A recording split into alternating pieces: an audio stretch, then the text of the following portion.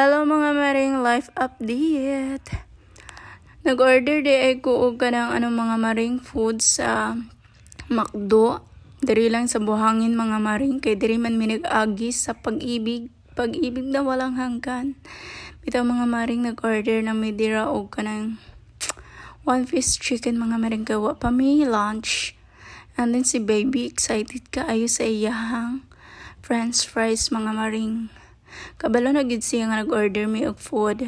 After lunch mga maring nagdiretso na mi diri sa Mandawi po mga maring kay namalit mi og kanang pilo nga mga maring hotdog na pilo kay wa mi hotdog na pilo mga maring kay gabi naman ni kalihukan gud si baby girl.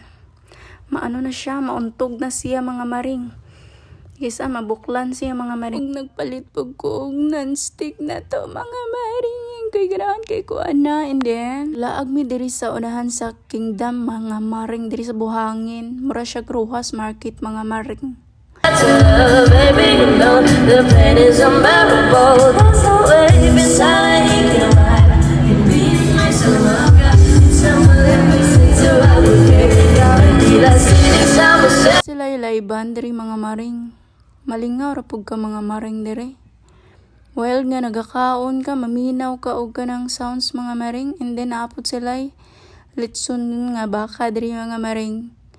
And then nag-decide mi nga mogawas na, nagpalit pud mi diri mga maring.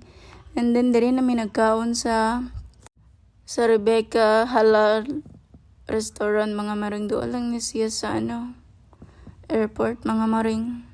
And then ganahan kay kung anak og kanang barbecue mga maring puso na siya mga maring, puso sa manok. Ami king lasa diri mga maring.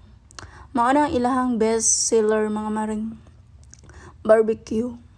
So, what are you waiting for? Guna. Arat na mo. And then diri na lang takutob mga maring. Thank you for watching. And don't forget to subscribe mga maring and comment para mabalaan ako kung asa naabot ni ako ang video mga maring. Bye!